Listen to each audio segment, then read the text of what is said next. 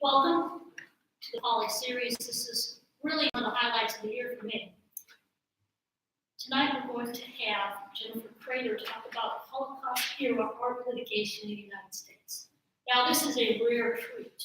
We have here a person who, both in academia and the legal profession, they study the subject and they've been a legal history maker in their own right. She is the professor of law at the Salmon P. Chase College of Law at Northern Kentucky University. Prior to entering academia, she was a litigation associate with Milbank, Tweed, Hadley, and McCoy LLP in New York. She concentrated in Holocaust-era intergovernmental negotiation and property litigation issues. She was also awarded for her work on behalf of Catholic nuns and others tortured and murdered during the Salvadorian Civil War. Previously, she clerked for the Honorable Barefoot Sanders United States District Court for the Northern District of Texas. So you can see what she brings to this topic. For 20 years, the Georgetown-educated Professor Kreder has litigated the law of art and war. She's appeared in cases about art that traded hands during both the Nazi era and the Russian Revolution on behalf of historians, the American Jewish Congress, and the Commission for Art Recovery against the Museum of Modern Art, the Metropolitan Museum of Art, Yale University, and others. She takes them on. At stake were such works by artists like Van Gogh, Edgar Schiele, George Gross, and Paul Cézanne. Kreder is a prolific legal scholar who speaks to audiences around the world. She's been quoted and interviewed, as you can imagine, the New York Times, Chicago Tribune, Associated Press, NPR, every media you can imagine. Now, she's also, for academics, written a lot of articles, and that's important too. And she's been in legal journals at Harvard, Northwestern, Penn, Vanderbilt, Duke, Virginia, Georgetown, the University of Southern California, and on. She's the author of Chapter 1 in the 2009 Yearbook of Cultural Property Law. By invitation, she has given presentations about legal affairs affecting the international art market in many domestic and foreign venues. She is a graduate of Georgetown University Law Center. She received her Bachelor of Arts with high honors in political science from the University of Florida. And studied at Karl Marx University of Leipzig, Germany, as well as in Austria, Costa Rica, and Mexico. Please welcome Professor Kreder.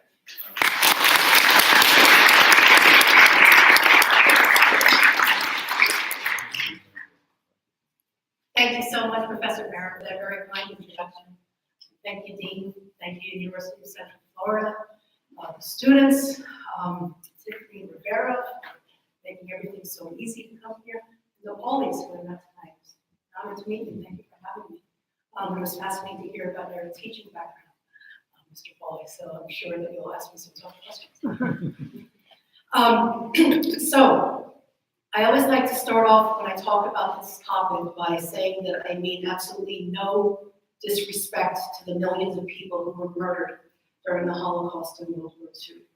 Sometimes when I talk about a specific material asset, sometimes people think that maybe I'm forgetting the larger cost of the war, and I assure you I'm not. But I also think, and I know, that during any genocide, the taking of property and the destruction of a culture and a people is part and parcel of what the perpetrators have in mind when they undertake genocide. And I'd like to read to you a quote from Hitler in 1942. We will from now on lead an unrelenting war of purification, an unrelenting war of extermination against the last elements which have displaced our art. The art in particular was also important to him in terms of what he wanted to destroy.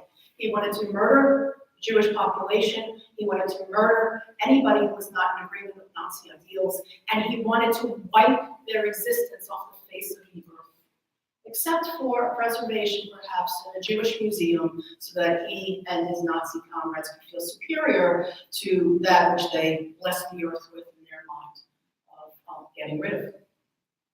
Now, Hitler, I'm sure many of you have heard at this point, Hitler was a failed artist. And so he was rejected from getting into an art college in Vienna. And the reason why he was rejected, he was a mediocre artist, but there's a larger reason as well. What he painted was very traditional. So this is before he became known for everything that we know him for, right? But he painted in a way that was very traditional, whereas the people who were getting into art school at that time were cutting edge, avant-garde, painting things as nobody had ever done before, sculpting things in ways that didn't resemble anything in nature, in a natural state, making images that were impressions of things or expressed what people felt as opposed to what they saw. Hitler viewed art and the arts in general as a way to influence the public, and he's right, it is a way to influence the public. And it was a way to convey what it was to be German. And he felt that the government, the Nazis in particular, needed to have close control on the arts because freedom of the mind was not something that they were in favor of. So the modern art movements, which were breaking with everything traditional that had come before, was also going along with all of this new ways of thinking, including communism and leftist thoughts, and anti-totalitarianism, and new ways of making music, and new ways of thinking about the way society should be structured and what it meant to be free. So early on, before the Nazis came to power, the punishment of the Jews, the ousting of the Jews from all economic life within the Reich was part of the Nazi platform. So when they were running for election in 1933, a lot of people knew that this was going to be a lot of trouble for those who were still left within the Reich, the Jews. Now, there were different opinions. Some people thought it wasn't worth abandoning our homeland and voluntarily stayed, not realizing how terrible things were going to get. And other people who were lucky enough to be able to secure visas to other nations, well, some of them got them and rightfully fled. One of those I'm going to talk to you a little bit about in a little while is an artist named George Gross. And George Gross was making comics, drawing comics of Hitler as a barbarian, as a caveman. And he got out before the Nazis were elected. Rightfully so, because he was on a list of people who would have been murdered had he stayed. And there were other people like George Gross who were able to get out. But one thing that the Nazis had in place was something called the flight tax. And this was in existence before the Nazis were on the national horizon. I believe it dates back to 1920 or 1925. So when it was passed, it wasn't passed for genocidal purposes. But what it provided was that anybody who wanted to leave the Reich, leave Germany, and then afterwards, as it starts to conquer more land, needed to pay a 25% penalty of everything they owned, which would be inventoried, and then of course, it would be the Nazis who were then valuing what it is somebody owed, or what they owned, right? So they're in charge of the valuation and then in charge of taking whatever it was in terms of cash or other valuables, or forcing people to then go and sell these things in fire sales in order to pay the exit tax, the flight tax. That's what it's called, flight tax. So just because you had a visa to get into another country, that's not enough. You still needed to get out of Germany. And the only way they would let you do that was if you paid flight tax. So this was in place, like I said, before the Nazis came to power. The punishment, the expulsion of Jews from financial life was already part of the Nazi platform. The art aspect of it also was important. There were artists who were forbidden as early as 1934 from buying paints. And Nazi officers would actually go to their homes, and if they smelled turpentine, they knew that that person was in violation of being forbidden from owning the paints, from painting things that were in violation of Hitler's ideals of what art should be. In 1936, there was something put into place called the Sprachregelung, and it's those speech laws. And the criticism of art by anybody not authorized by the Nazis was forbidden. At this time, in 1936 to 1937, the Nazis purged all modern art from the German museums. So all the national museums, the state museums, local museums, they were no longer allowed to have any modern art in their collections. And Nazi officers would come through and they'd go down the wall and they said, this one can stay, this one can stay, this one can't. And they weren't entirely consistent in what was to be acceptable, but any modern art, for the most part, had to go. There was sometimes a debate over whether this, this particular sky was too unrealistic in its color or not. Anything by a Jewish artist was supposed to also be expelled. Again, not 100% consistency, but a massive purge of artworks from the museums.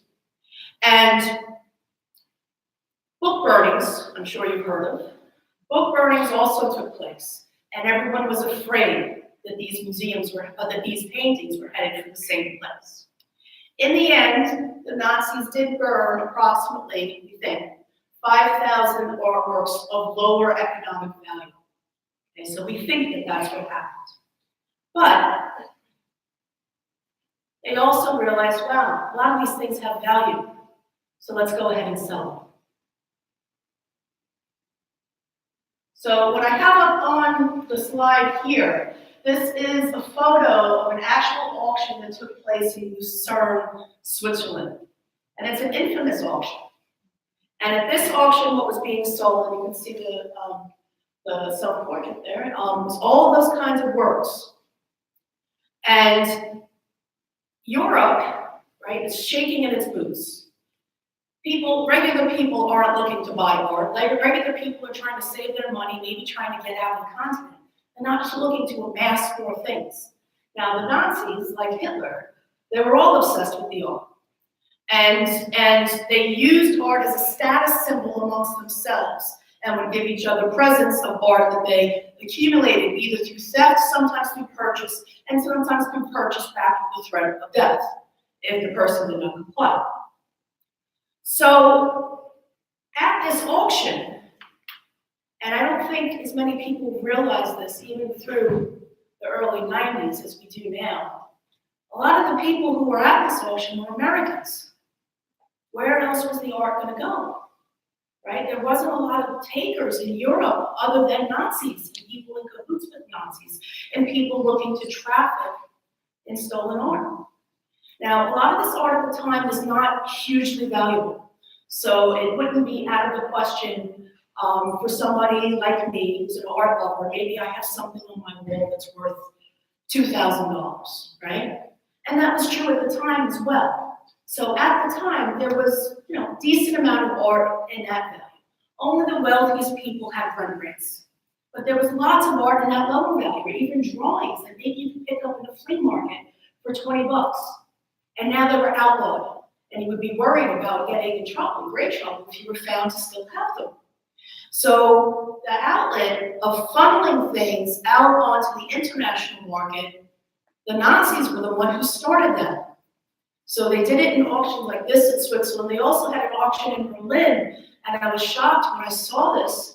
But the Berlin auction, there was a flyer that was left on each of the seats where people could sit and bid. It was written in English and offered a discount for the use of American dollars. So for the people who went here and bid at this auction, it was a really controversial thing. And people knew at stake was the raising of foreign currency by the Nazis in order to buy these paintings. Now, a lot of people said, well, it was the right thing to do because these paintings were taken from German museums, and if we didn't buy them, they might have been burned. And I think we have a great overemphasis of what I call a rescue myth. I think there might be some truth to it, but I think that that myth is used as an excuse to justify all sorts of bad behavior that cross the line between helping people to being a profiteer. One of the people who bid at this auction, and by this time, so this auction was in 1939. This was after what happened, what something that the Nazis put on called the Degenerate Art Show. And the Degenerate Art Show had two parts. And on one side was the really bad art that they wanted everybody to know, not to have, and the other side had all the art that the Nazis approved of. And this was a traveling exhibition. And the line out the door to see the bad art is, as you imagine, around the block, and not so much for the other side. A lot of people thought it's probably the last time they were ever going to see those things, right? A lot of art lovers. So by this time, all of our newspapers in the United States, New York Times, magazines like the New Yorker, Chicago Tribune, LA Times, from coast to coast, north and south. By this time, people knew a lot about what was happening in Germany. People knew that the Nazis were taking property from Jews. People knew about the purge of the art museums. People knew about the degenerate art show. People in the communities that might have sent somebody to bid at this type of auction. And more of this art, through auctions and through informal ways, has made its way into the United States than I think has been publicly acknowledged yet. Now, stopping the trade in stolen art has been the mission of the executive branch, dating all the way back to the war. In 1943, the United States signed on to what is called the London Declaration. And in the London Declaration, we declared that if you're buying and selling stolen property in Switzerland, particularly art, we see you. We know that's what's happening. Don't think that if you got that art as a result of open plunder or as a result of voluntary actions, things that were made to look voluntary by papering over things, don't think that we're going to recognize your ownership after the war. There will come a day of reckoning. And by 1944, we had what was called the Roberts Commission. Many of you hopefully have heard of the Monuments Men. Okay, and there's a movie by that name, not really too historically right, but maybe you've seen it. And the Monuments Men was one of the institutions that gave rise to them is what's called the Roberts Commission. And so they were established, and they weren't just American, they were allies. And unlike in the movie, it wasn't just 6 guys running around Europe, it was about 350 people. And their mission was to save the art that was there in Europe. So if you have a choice between bombing a cathedral or bombing a bridge that's 500 years old or bombing any other museum or any other church, and there's no other risk to human life, the choice should be, don't destroy this culture that we are all inheritors of in the world. And then there was a smaller piece called the Art Looting Investigation Unit. And their assignment was called Project Orion. They were the hunters. And so they were established a little bit later. And their job was to go and find the people trafficking in the art and find the art. So then if you speed up a little bit, well, they find art, right? So you've got some pictures here. So you've got one of the paintings they found on the right. And in the left, you just see one example of a whole lot of art just stashed sort of randomly, right, in this church. And when they got there, the Monuments Men and the soldiers got there, that's for the first time they realized how massive the art theft was. So it's estimated that Hitler stole 20% of Europe's art, outdone only by Napoleon. And part of his mission was, we're going to create a museum in Linz, Austria, which was his childhood city. And the mission was, we're going to rival the Louvre and create an entire city, basically, of museums. And he tinkered with the architectural plans and little models of that until he died. And this was something that he was obsessed with.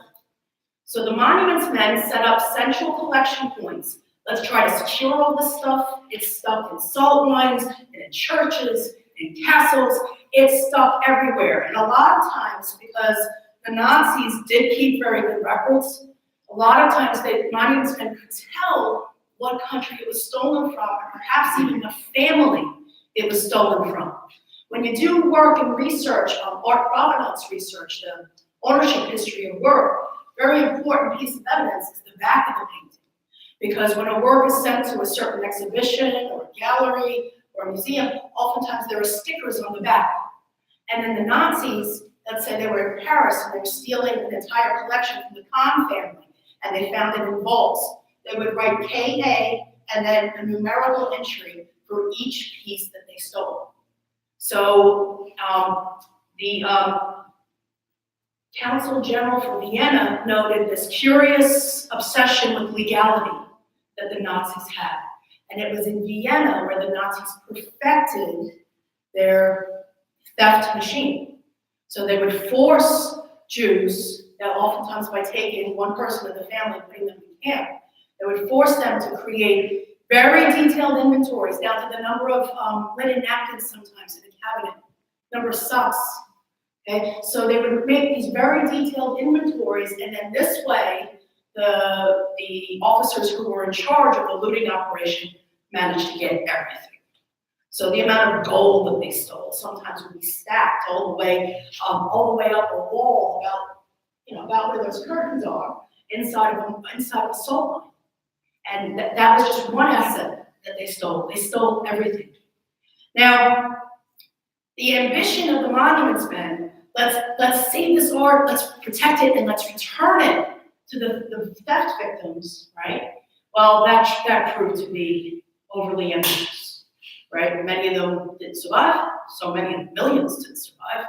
Oftentimes trying to figure out who might have a claim today would have been impossible. Plus, at this time, after the end of the war, we're worried about Russian tanks rolling all the way to the Atlantic. So we shift perspective and we say we can't really put resources into this anymore, but let's go to the Marshall Plan, right? So let's not make the same mistake after World War I and make it our mission to take out punishment on Germany. Let's try to build Western Europe as a bulwark against communism. And so we said to the source nations, we'll stay here a little while longer and try to help you sort out this stuff. But in the 50s, all the monuments men came home, and it was up to the source nations to do the research and return the art.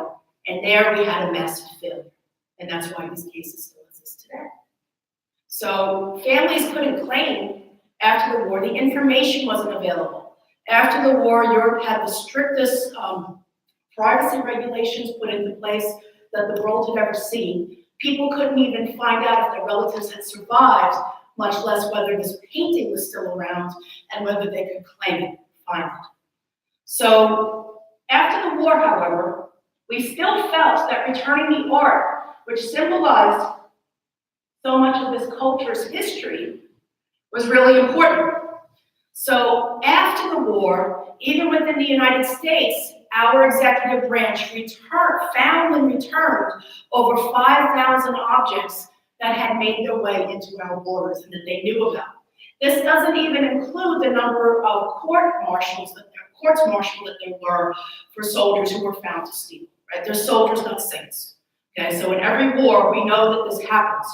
So we also had a law that was in place that governed in Germany and other areas after the war that we were an administrative trust of. Military Government Law 59 said much like the London Declaration did.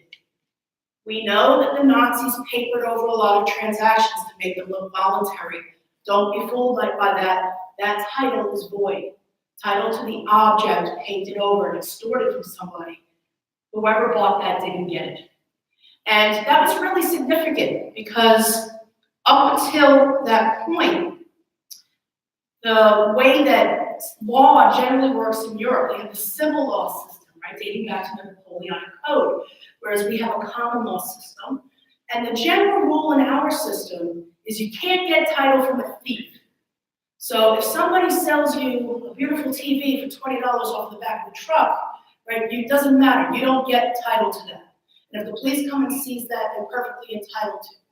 They're perfectly entitled to it as well if it was a stolen object and you paid for it in a garage sale, maybe you paid $100. Whether you had good or bad faith in our system doesn't matter. You can't get title from a thief. But if you wait too long, the statute of limitations might run. And that's what a lot of these cases are about. So in our system, we ask, When did the statute of limitations start to run? That's the essential legal question in most of these cases. At what point could the heirs have known that they had a claim and actually been in a place where they could have sued the person who has the painting? So if we're talking about something that's in a Russian museum, good luck.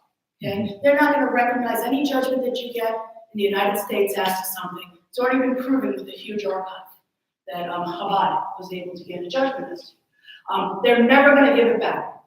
So even if you went to court over there, they're never going to give it back. There was talk at one point that maybe there would be an exchange between Russia and Germany, and the Duma passed a law that said you will not give anything back. And the reason was is that they view the cultural objects as a form of reparations for the massive loss of human life. The Russians lost more millions of people than anybody else. So in Europe, as I mentioned, the civil law, the general rule, so outside of war and special rules that developed after World War II, the general rule would be, if I went and I bought something and it turned out to be stolen, but I was a good faith purchaser, so I'm not buying it for 20 bucks off the back of the truck, I'm a good faith purchaser, then I can get title after a shorter number of years. And then perhaps after 30 years, or 40 years, depending on where we are in Europe, nobody can bring the claim anyway. Okay, whereas in the United States, we have this rolling concept of the statute of limitations. Most jurisdictions follow what's called the discovery rule. Okay? So military law, US criminal law, and customs laws were all used to recover approximately 5,000 objects within the United States that had been stolen from victims in Europe and then trafficked onto the international market. And this woman here is Ardelia Hall, and she's one of my heroes. And Ardelia Hall was the powerhouse in the State Department for making sure that this particular issue didn't get brushed under the rug after the war. So she was responsible for getting notifications and memoranda sent to art galleries, museums, rare book dealers, universities, everywhere that might come up with stolen cultural property. She was reminding them through the 50s, be on the lookout for this. Of course you can't get title to it. Let's, thank you for your assistance so we can keep our good relations with our allies. Now, let's get into the 60s. In the 60s, this had calmed down and people start to forget. And for the first time, somebody who had a painting and had fled the Nazis, instead of getting government help, filed a lawsuit on their own. So they hired their own lawyer to file a lawsuit. And what happened was the Menzels fled Belgium right as the Nazis were just about to invade. So the Nazis occupied all of Belgium by May of 1940. And the Nazis, as I mentioned, were so obsessed with this art that they had various organizations, units within the military whose job it was to steal art. So one of them is known as the ERR. And the ERR was very active in Western Europe. And its job, they would come in right with the front line, and they had lists of which people in that country or that city were known to have very significant art collections, lists of specific artworks that they were there to steal, right? Reclaiming the right, if you will, right? In their terminology. And so the Menzels had fled and they left behind their apartment. When they came back after the war, their apartment was still there, and the Nazis had left a receipt for the fact that they had confiscated one of the Menzels Chagall's because it was not in compliance with Nazi ideals about art. And so the Menzels were looking for their art after the war, and they happened to find out from looking at recent publications and exhibition information that their Chagall had been sold by a gallery in New York. It had purchased by a gallery in New York, very famous Klaus Pearl's gallery. And during the trial, so the first trial for any kind of Nazi looted art, Klaus Perls testified, of course I didn't ask the Paris gallery from whom I purchased this painting, where they got it, to ask such a thing would have been an insult. And the judge said, you should have risked the insult, right? Under our law, you don't get title.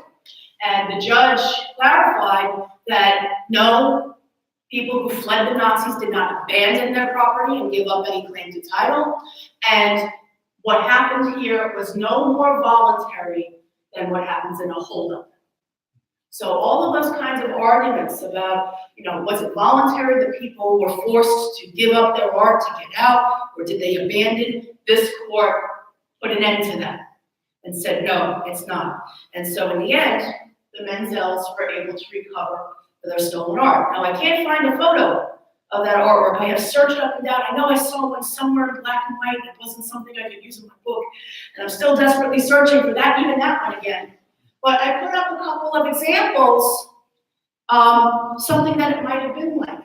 Notice how Chagall's work breaks with anything traditional, right? He painted things as he felt them, as he says that he felt that they saw, that they looked like. Picasso said of him that he's the only one who knows how to paint color, right? So vibrant.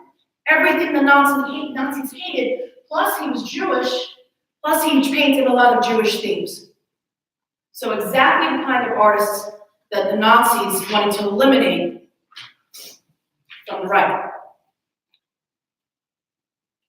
Now, not too much happening on this front. In 1985, there was one other lawsuit to get back some Dürer paintings that somebody bought peddling door to door in Brooklyn for $250. Beyond that, not too much happens until 1998. There's one other lawsuit with 1998. This issue explodes. So in the mid-90s, so starting in 1995, that is exactly 50 years after the expiration of what is called the London Debt Agreement. And the view of plaintiffs' lawyers who brought lawsuits was that the London Debt Agreement simply froze everybody's individual claims for 50 years after the war. So these claims as to stolen bank accounts, gold, insurance policies, slave and forced labor, everything. After World War I, it's the first time that there were some individual tribunals where people could make some individual claims for, you stole my factory, destroyed my factory, get some recovery. After World War II, there were more tribunals for that type of thing. People could file claims against the German government, but oftentimes it was very difficult to.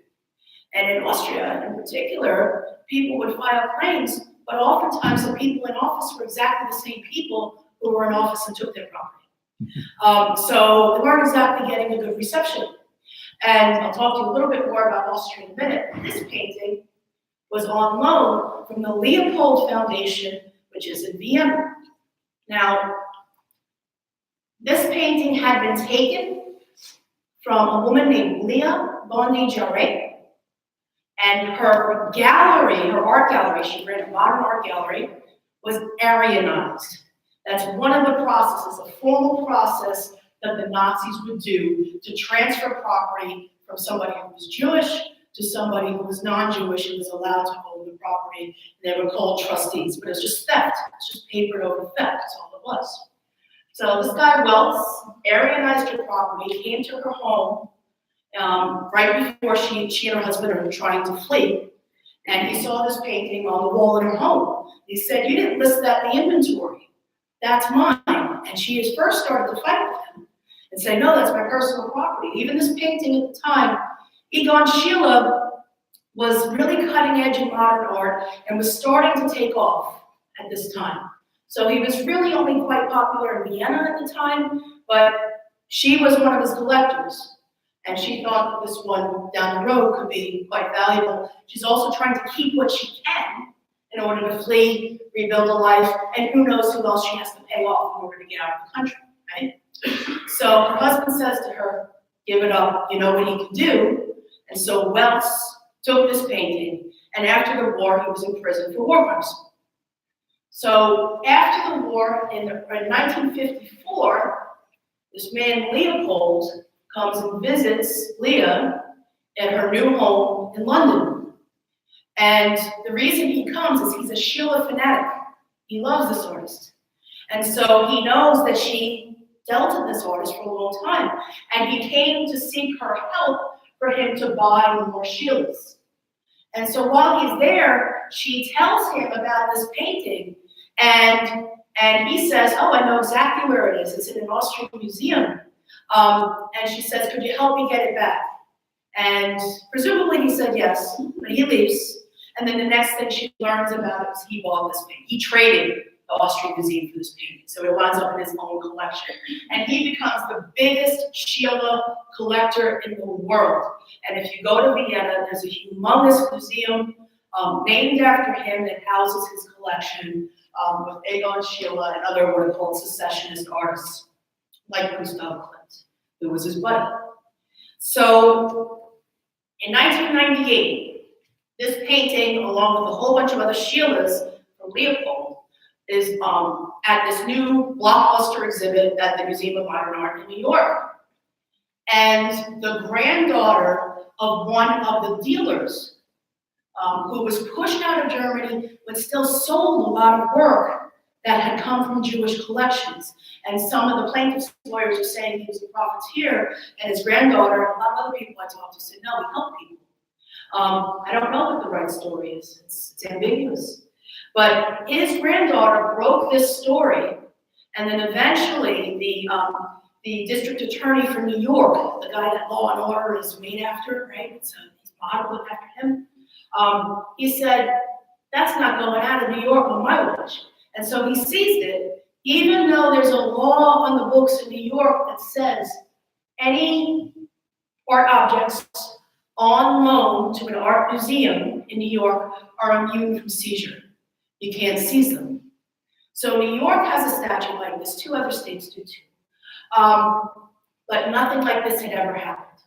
So by the time a New York judge said, hey, the statute forbids the seizure of this painting, the federal government stepped in, and attorney from the Southern District of New York decided, well, we'll seize it at the federal level. And they were not barred by the New York State statute. So for the first time, and this is so long after the war, right, 53 years, and Leah Bondi knew where it was. Now, she had a handwritten note that was found in her apartment after her death, and she wrote, I knew where it was, but I knew I could not recover it.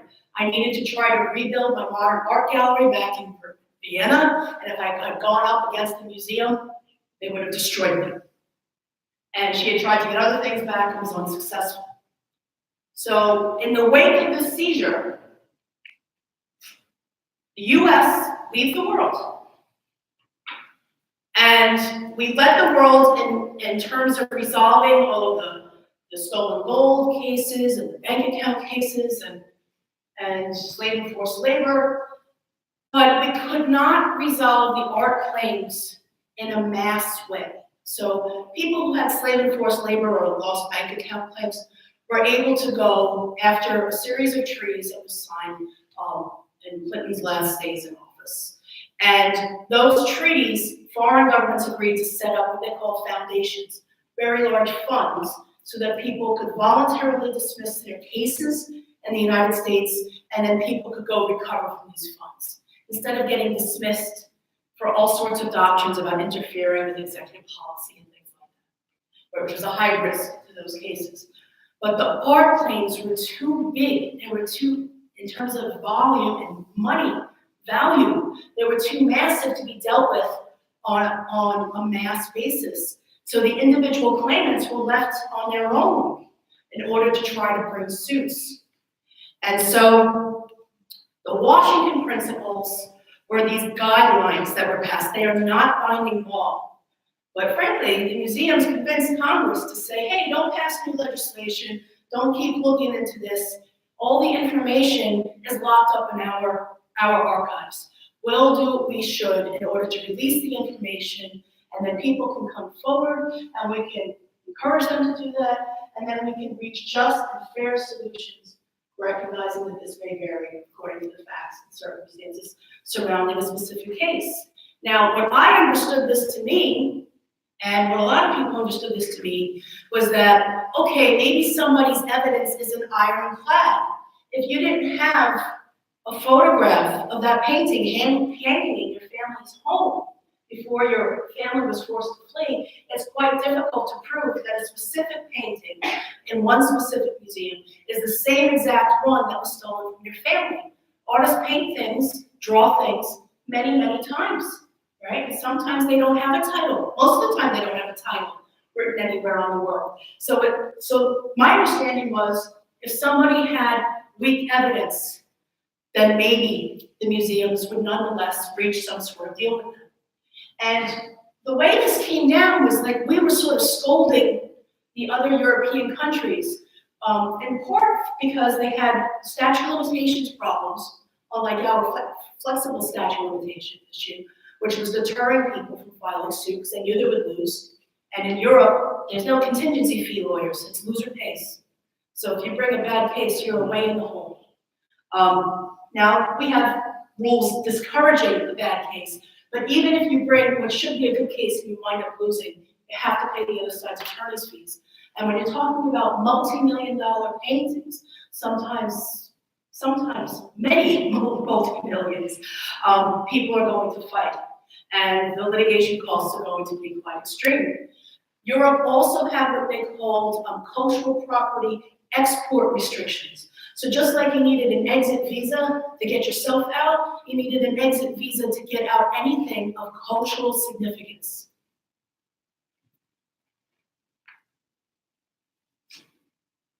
So to me, the idea was we're going to decide these things on the merits, not because too much time had gone past. This case really blew open what happened in Vienna after the war. So Maria Altmann was the niece of Ferdinand Bloch-Bauer, and Ferdinand Bloch-Bauer was a very wealthy man who lived in Vienna. He owned a very large sugar factory as well as other factories. And when the Nazis came into Vienna, and what's called the Anschluss, okay, there was definitely a gun held to the president of Vienna's head. But when the Nazis marched through Vienna, people were waving and cheering. If you look at the photos of that, there were Nazi flags hanging everywhere. For the most part, the Austrians were quite happy that the Nazis had annexed Austria into the Reich. After the war, the Austrians clung to the idea that they were the first victims of Hitler's aggression. So after the war, they were not welcoming to Jews who had fled and then came back trying to reclaim their own property. So Ferdinand, right, was married to Adela Bloch-Bauer. That's her. Okay? This painting is by Gustav Klimt, and he was pretty popular among the avant-garde in Austria at the time. And the Austrians came to love this painting too, and came to love Klimt. They viewed this painting as the Austrian Mona Lisa. So when the niece of Ferdinand came around to try to say, hey, I think my family might own that, the Austrians dug in and they hid information.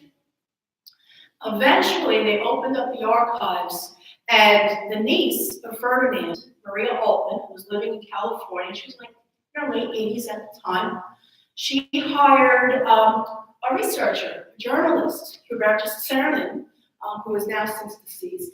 And Hubertus went into the archives and he found the will that Adela Bloch-Bauer wrote. And what Adela wrote was, I asked my husband to please donate these wonderful paintings that we have upon his death. Now, he died in Switzerland fleeing the Nazis, and he said, there's no way in the world am I going to give this to an Austrian museum, right? So the Austrians hung on to this, and Maria at first was not, I don't believe, was looking to outright own these paintings, but she hired, on a pro bono basis, a friend of the family, a lawyer named Randy Schoenberg. And Randy worked at a big fancy law firm like the one I worked at in New York. And after a while, the firm said to him, you're doing this for pro bono, which means no fees, okay? Because you love it and because you want to help people, but you got to make a choice. Are you going to be, partner in this law firm, or do you want to do that pro bono? And Randy decided, you know what? I want to do this. I believe in this. And so Randy, in the elevator, meets another solo practitioner who's a couple floors down from him, a guy who grew up about a mile away from my home on Long Island. And so they start talking, and Randy decides to join his firm. So it becomes a personal injury and Nazi looted art recovery law firm. And nobody thought Randy was ever going to win these cases. I didn't think Randy was ever going to win, but he did. Eventually, after they had the Austrians at first, the filing fee, just to file in Austria, was going to be, I believe, $1.4 million. They petitioned for a reduction. They got a reduction down to like $385,000 just to file the suit. It costs $450 to file in federal court in the United States. So Randy decided to file here. I think it was a good choice, right? But eventually, as this was dragging on and Adela was getting older, they decided to go to arbitration in Vienna using only Viennese arbitrators in the German language. And they won. And they got back a number of paintings, and here's just two more. Okay? So another painting of Adela. There they are. They got them back. Now, the Austrian newspapers and even some American newspapers criticized Adela because this painting was then put up for sale, and it became the highest grossing sale of any particular piece of artwork in the world at the time. It's since been surpassed. Okay? To me, the idea of criticizing her because it may raise money is just wrong. I think it's anti-Semitic. And I think that if that's her property, she should be free to do whatever she wants with it, anything she wants with it, if it's hers. And we shouldn't have a say in that at all. Further, people said, why should this painting be removed from public view, only to then just go and be buried in some private collection and nobody ever see it? That's not what happens with art like this. It might be in a private collection for a short amount of time, but eventually, somebody's going to make a donation to a museum or something like that. It's going to eventually wind up in a museum. That's exactly what happened here. So Ronald Lauder bought this painting and bought a bunch of others, and he already had a collection, and he created a gallery called the Neue Gallery to represent secessionist art from Vienna in New York. So you can go see these paintings. Now, that sounds like such a wonderful story. And they went up to the US Supreme Court in 2004. So it took them years to get there. They had filed this in the mid-90s. And it took them years to get to the US Supreme Court just to have the Supreme Court say, yes, you can sue Austria here. Right? So that's why they eventually went into arbitration. Since that win at the US Supreme Court, we've only had one win in US federal court. And it's for this particular painting, and the woman who held it was the daughter of a Nazi officer who outright stole it through a Nazi auction. It was a slam dunk win. They won on what we call summary judgment, so didn't have to go through trial or anything, won very early on in the case. And it's a relatively low dollar figure painting as well. No survivor has won in US federal court since that painting. Then to boot, museums started to sue survivors in what we call a quiet title action. You're making noise that you think you might have a claim, you think your claim might not be as strong as, that you should really be in court, which is what the Washington principles had in mind to reach just and fair solutions. Well, the museums decided what was just and fair was to sue and to get declaratory judgment actions that said their claims were time barred. You're too late, therefore you have no claim legally, and we can then have faith that we are the superior title holders, superior interest holders of these paintings. So US museums turn around and start suing survivors. Now, the two on the left, they were taken from, well, we don't know exactly how they left her possession, but a woman whose last name was Nathan, she fled to South Africa. And the case was litigated in sort of a strange way. So remember, it's the would-be plaintiffs, the claimants are being sued. And they basically said, we can't tell you exactly the conditions that these paintings left her possession. We know that they were hers before the Nazis started to put pressure on her, and then they were not. So it was not a very strong claim. So it was cases like that that these museums used, and believe me, it's not just these museums. Other museums are influencing, and people talk to each other about how to strategize about these kinds of cases. And one of the courts said that the statute of limitations ran in 1941. We weren't even in the war. People were in camps if they survived. 1941. The other court said, we don't know exactly when it ran, but it sure was a long time ago, and cited the other case. Then in this case, this court cites me, and then it goes on in order to hold against the survivors. Right? So part of what I do and what I write is I write about how the statute of limitations shouldn't be applied in certain ways, but it completely didn't work. The court went the other way. I think that these museums trampled on the Washington principles. Then, more suing of survivors. But this case was just about to go to trial, and they settled.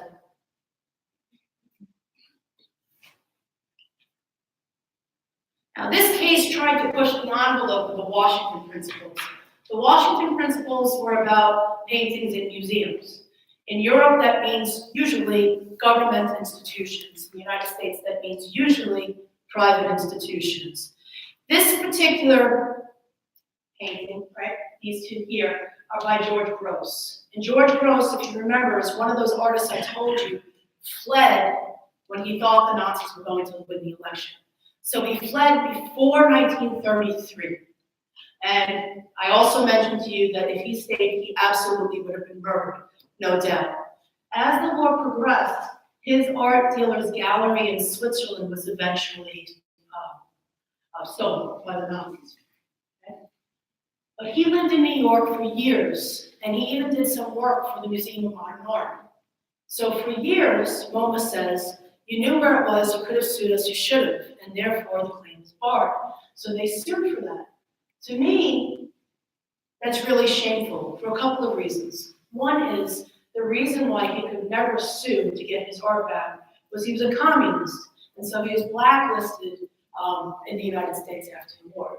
So there was no way that he could have come forward and do that.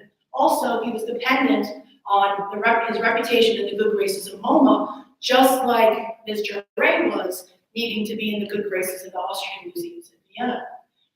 The worst part, New York has an idiosyncratic statute of limitations doctrine, which says that when you send a letter, you demand of the person who holds your property to return it, and they refuse. It's when they refuse that the statute of limitations starts to run.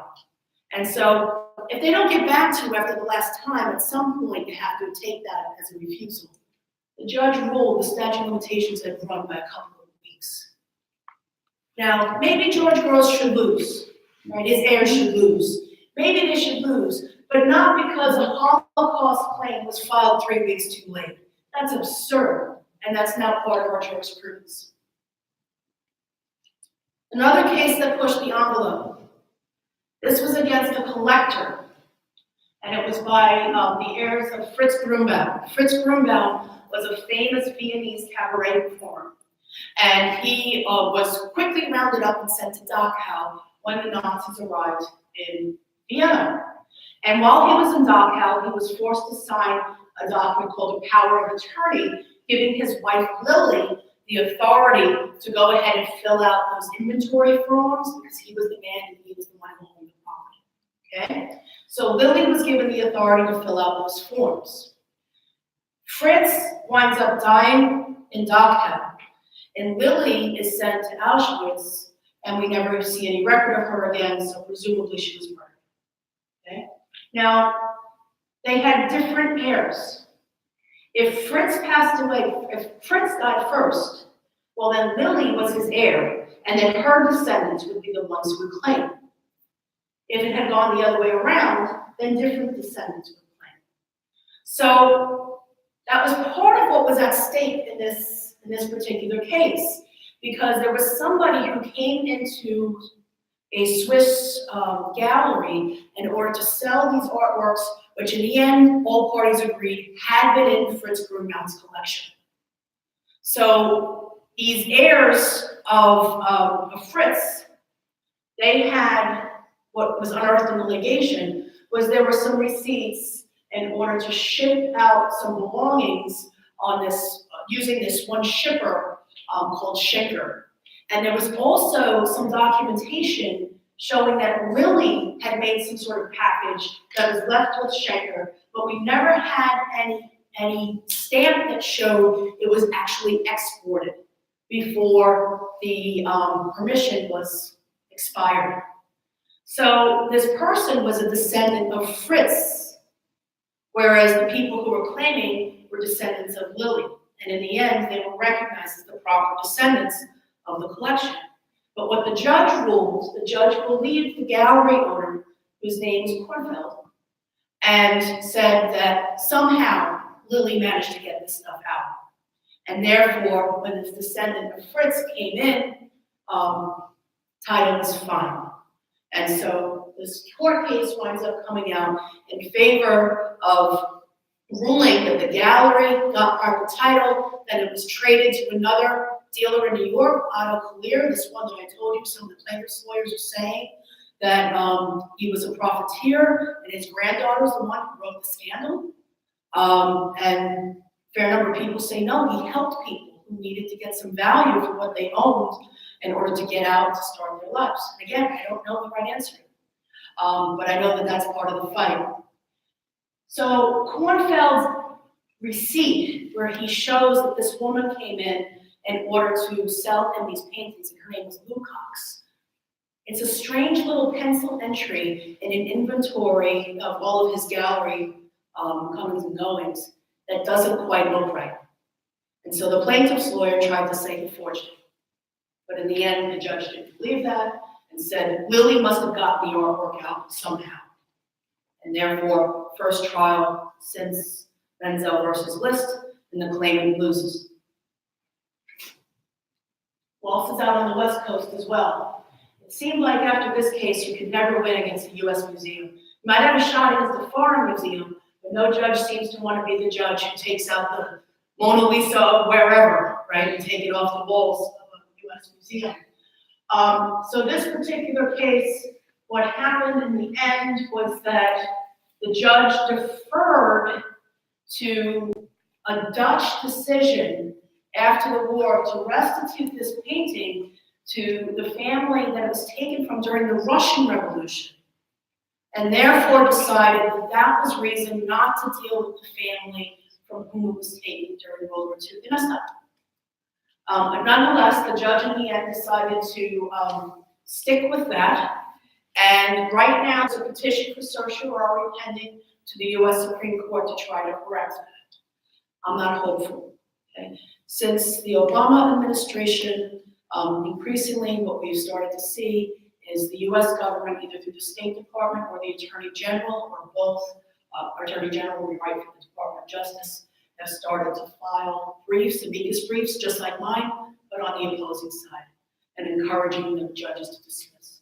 I think that's wrong. I think when you go all the way through the Washington principles, and I left out some things, those were reinforced later in Vilnius as well as in Terezin. They were reinforced, saying this is our policy, give back the art on the merits, not because it's blocked by the statute of limitations. But nonetheless, losing in California. So that one was just filed. Hopefully the U.S. Supreme Court will take it. I'm not hopeful. This one, U.S. Supreme Court was petitioned, decided not to take it. We're waiting on a merits judgment as to some aspects of it. But the whole collection couldn't be recovered because the court said you couldn't sue Spain. And then there's some other cases that are pending. These are pending in Washington, D.C. What you see on the left is called the Gulf Treasure.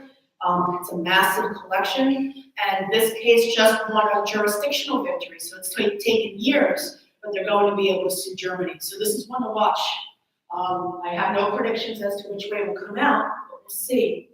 And then what you see on the other side, these are German soldiers in Italy, and Italy has been, people don't really know enough about what happened in Italy after the war. So let me tell you just a little bit about this case on the left. This family was forced to flee Germany for Switzerland. Then their visa to Switzerland was expiring, so they fled to Italy. Then the Nazis arrive in Italy and are starting to march through the streets, and they wind up selling that painting. And they tried eventually to recover it, and the court ruled that they sold it simply for economic pressure, just like it was the Great Depression. Not that they were targeted Jews twice on the run, right, and then desperate in order to try to get off the continent. Just, you sold it, economic pressure, so be it. Then to go back here, another case to watch is against Hungarian museums, Bishop Hell.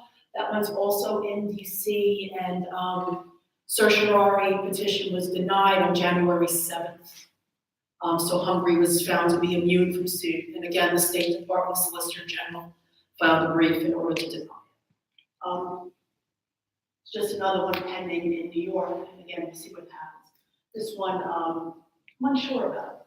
I've talked to some experts who believe that it should not be restituted. I'm not sure. If you want more information, these are great websites to see. Not every settlement will ever be recorded. Some of them are done quietly, but if you want more information on cases and settlements, lots of places to go. Thank you.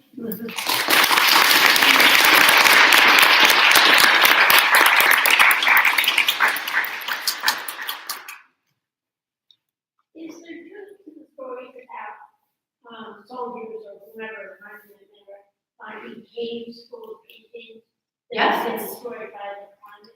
Yes, the question is it true that monuments men found caves full of paintings? Yes, it's absolutely true. Entire salt mines stacked to the limit with all sorts of art, statues, religious objects, gold, furniture. They took everything. But it was destroyed by the climate. But what? But they were destroyed in the cave. They weren't destroying it, they were storing it. So there weren't some of them were caves and that there was no climate control. That's right. There was no climate control in the caves. They picked salt mines because they're fairly consistent. But yes, some of them are exposed to the elements. That's true. Other questions? Yes.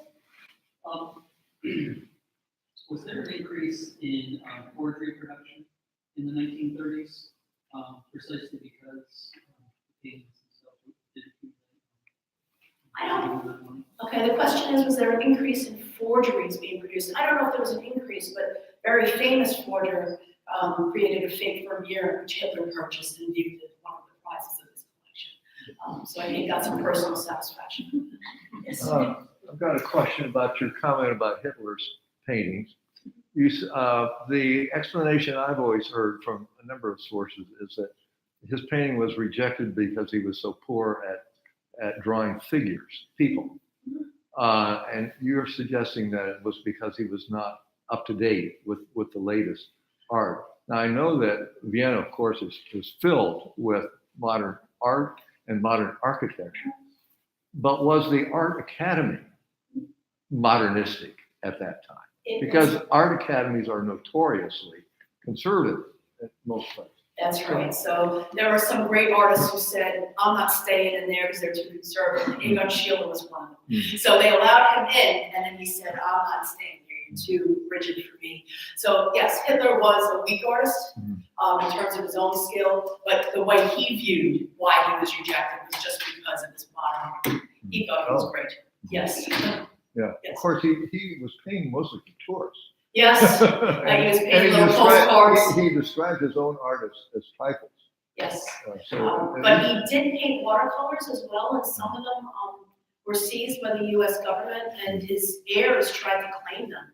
And the U.S. government said, we're not going to release those because they're glorifying Nazism, if you will. Even though they're not about Nazism, but they're just Hitler's watercolors, and that would be the net effect. So we have those in a vault in Washington, D.C., and have no intention of giving them back. Thank you. Incidentally, I thought your knowledge of all these documents, you must be a lawyer as well as as well as a historian. Yeah. You blew me away. Oh, thank you. I'm glad you're here to listen. I'm glad you're interested. Another hand. So are all these civil litigations, no criminal court involvement? No, the ones that I showed you, no criminal cases at all. So we used custom seizures. There was a criminal case filed, but it was used just to seize property under something that's called get my acronyms mixed up. It'll come to me in a moment. A certain law in the books is written about it, and it should be not coming to me at the moment. But the law basically says this, that if you have stolen property and you move it across the state line, that movement at that date is a new crime. So even if the statute of limitations has run on the theft, and so your state can't prosecute you for theft, they can still come after you for transporting it across state lines. It's called the National Stolen Property Act. Another interesting law that we have like that was passed after the Gardner Museum was robbed in Boston. And so the Boston statute of limitations for theft would have run at some point. So the federal government passed a theft of major artwork statute that basically says if something is stolen from a U.S. museum, and then you have knowledge that it was stolen from the U.S. museum, and you don't cough it up right then and there, you get prosecuted. That's a new crime once you're informed. So basically, the U.S. attorney can call you up and say, hey, did you know that's stolen? And if you don't immediately turn it over, you're committing a crime. Arguably, the way the statute is so poorly drafted, even if you turn it over, you're also committing a crime. But I don't think they prosecute you. Yes? An example would be positive where New York had a statute that said you could not go after items that were on loan, Yes. and then the federal government got involved. Yes. Is that a conflict of law situation? It's exactly a conflict of law situation, but the feds are not bound by the New York state law. Now what museums are careful about ever since that is they can get, it used to be through the State Department, but now I think it's shifted, that you can get an immunity from seizure certificate.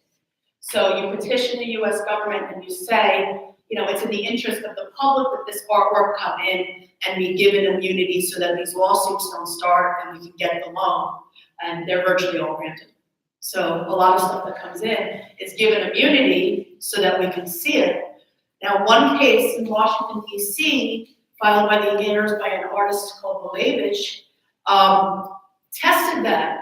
And the court said that it might be immune for seizure, but loaning it here, that act was enough to give rise to U.S. jurisdiction to sue you. We may not be able to take your painting and stick it in painting jail, but we can still sue you.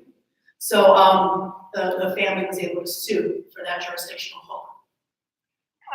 You mentioned several different cases, and I noticed, it seems like the statute of limitations, standing, the evidence trail, and also issues of jurisdiction seem to figure into this. Is there any one of these four and possibly something else, or you just figure that there's so many diverse, different factors going on that they're all pretty much roughly about the same, depending upon the case? One of the paintings I showed you, sold for $135 million. Any defense lawyer is going to say, court, please give me extra pages because I'm putting everything in the kitchen sink in my defense. And you're going to get it. So yeah, they're gonna come after and defend on every ground. Yes. Just another question. So you've been so far talking about the owners and previous owners. Where do the auction houses fit in terms of liability in all of this? Yeah. The auction houses are in such an interesting position. I mean, they are stuck in the middle. Right? That old saying goes, the only thing right in the middle of the road are white lines and dead armadillos, and that's exactly where they are right now. So they everybody hates them now. So for years, they must not have been doing very thorough art provenance research if this stuff has gone in and out. On the other hand, archives weren't always available, especially ones that were behind the Iron Curtain. So until the wall fell, we couldn't get access to that stuff. So they definitely have sold things that were stolen. But nowadays, they have staff whose job it is to research the provenance. And the well-respected ones won't sell something that's stolen. In fact, they usually wind up brokering a deal and some sort of settlement with the family. And then if it goes to auction, there's a split of proceeds. That's what they usually wind up doing. That being said, a low-level auction house in New York, the feds just went to get a seizure warrant in order to find out who was the collector who put a painting up for auction just last week. So, but the painting is like between the valuation is maybe like $3,000 to $5,000, right? So you're not seeing seizures of $30 million paintings or $100 million paintings. We're seeing now a seizure of $3,000 to $5,000. But that painting had been stolen from a museum in Kiev, and it does a lot of diplomatic good to return things that are stolen to Ellis. It does, and that's true in the antiquities world as well. So stuff that's dug out of the ground from clandestine archaeological sites, we return a lot of that. It does a lot of good. People say art is the best diplomat. So we want to encourage loans of art, right? But we also want to not trade other people's stolen art, right? We don't steal it from them and instead say it's great that we have it here, right? But a lot of times that's the argument that's made. We benefit. We're the public. We get to see it. We benefit. Right? If somebody were to come and take any of our cars and say, we're going to let 4 students carpool in this and we'll cut down on emissions and the world would benefit, we'd all be upset. Right? Somehow, when it comes to the paintings, the press tries to say that because of the loss to the public of this educational asset, that's an argument not to give it back. And I think that's false. And I think in the end, it all comes back. It comes back to the museums and we'll all get to enjoy it again and learn from it. Has it just been paintings, or have people attempted to recover other art items of value? Because people may own all sorts of valuable things, even antiquities, etc. Yeah, it has been all sorts of things. But the reason why the cases focus on paintings is the Washington Principles did. So the Washington Principles said the museums, let's tackle oil paintings that were on the continent between 1933 and 1945, and then had a gap in provenance. So that's the reason we focus on them. They also tend to be the most valuable. But Taurus rolls, they took everything. They also even furniture, but you're not gonna sue for a chair. So cases focus on the paintings, but they took everything. Yes.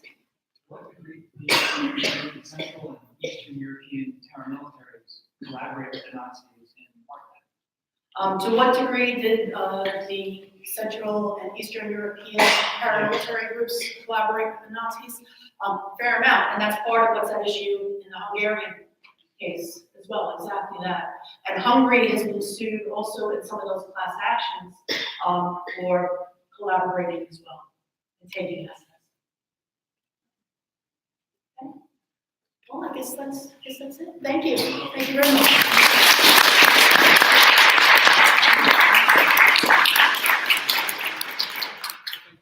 Very much, and please have a good evening. When next art's in town, we'll have a new thing to think about. Where's it come from?